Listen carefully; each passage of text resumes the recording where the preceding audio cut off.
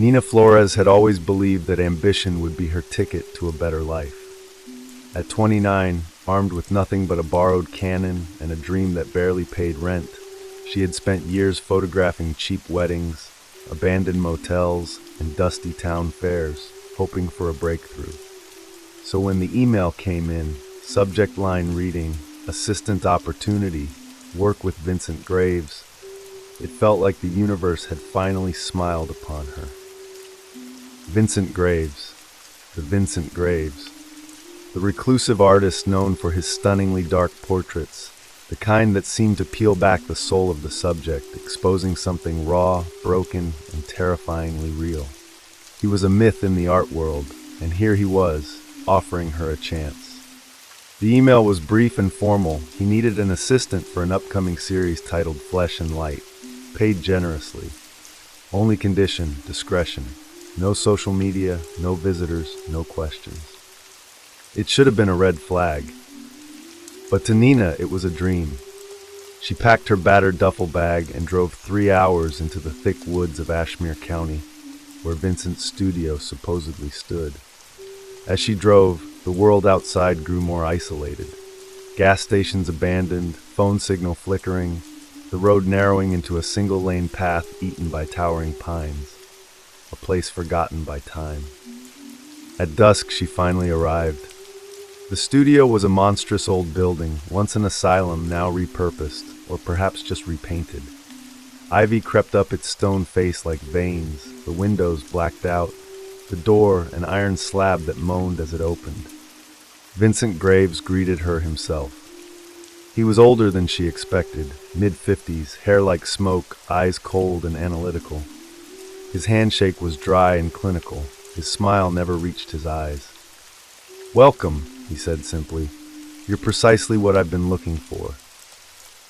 Nina felt a thrill at those words, and somewhere deeper, an unease she immediately smothered. Inside, the air was heavy with chemicals, photographic solvents, and something else metallic she couldn't place. The halls were labyrinthine, lined with disturbing canvases. Portraits of women and men, all pale, all wide-eyed, captured in states of raw terror or despair. The effect was suffocating.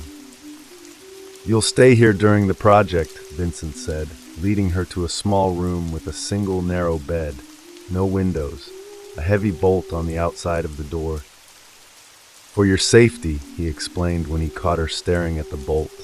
"The woods are dangerous, strays, wild animals." Nina laughed nervously. She was already too far in to back out. The first days passed in a blur of endless work, mixing chemicals, adjusting lighting, carrying heavy equipment deeper and deeper into the building. Vincent worked at odd hours, often waking her at 2 or 3 a.m. to assist with a vision he had. And always in the darkroom. The darkroom was vast, bigger than any she had ever seen. Soundproofed, a sealed tomb of pitch darkness and the stink of developing fluids. Vincent insisted all the real work happened there. It wasn't until the 4th night that Nina heard it. A muffled thump, then a scratch, a scraping, frantic sound behind one of the thick walls of the darkroom. She froze, heart hammering. Vincent was engrossed in developing a print, his face illuminated only by the dim red light. "You hear that?" she whispered. He smiled without looking up. "Old building," he said. "It talks." But Nina wasn't convinced. Over the next few days, the noises grew, whimpers, scraping, desperate taps, as if someone or something was trying to reach her.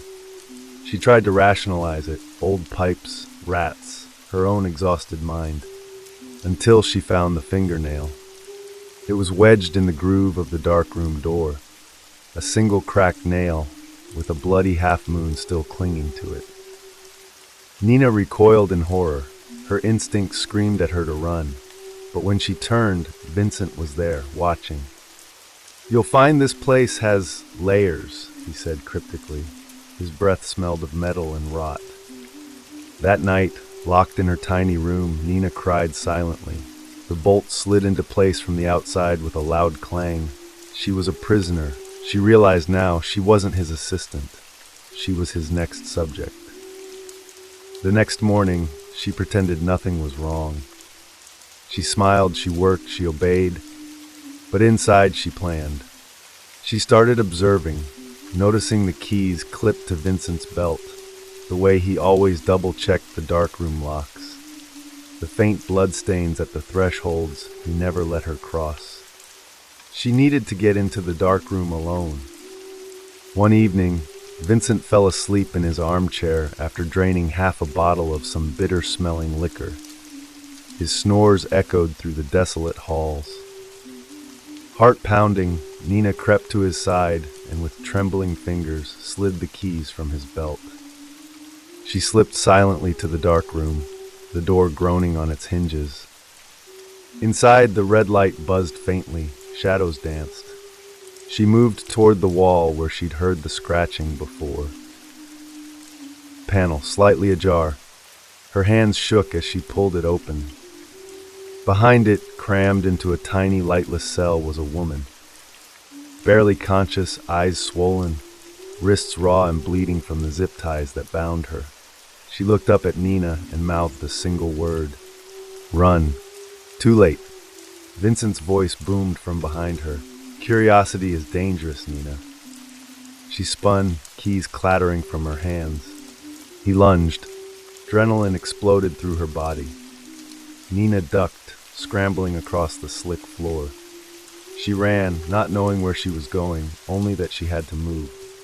The halls twisted and stretched endlessly. The building seemed alive, a breathing monster. Shadows clawed at her vision. Behind her, Vincent gave chase, his footsteps steady, unhurried, like he knew she had nowhere to go. She darted into a side corridor and pressed herself into a dark alcove, trying to quiet her sobs. Vincent passed by, so close she could smell the chemical stink on his clothes. She waited, 5 seconds, 10. Then she ran. She found a heavy maintenance door, but it was locked, thick chains wrapped around the handles. She needed a weapon. In a storage room, she found a rusted metal rod, useless against a lock, but maybe enough to buy time. She crept back toward the darkroom, heart pounding so loud she thought it would give her away. She could hear Vincent now, softly calling her name, like a lover coaxing a frightened animal. "Nina, I know you're scared, but you'll be beautiful, I promise." She suppressed a scream. Reaching the darkroom again, she grabbed the keyring from the floor where she had dropped it and desperately tried key after key, sobbing with frustration when each failed. Vincent's footsteps grew louder.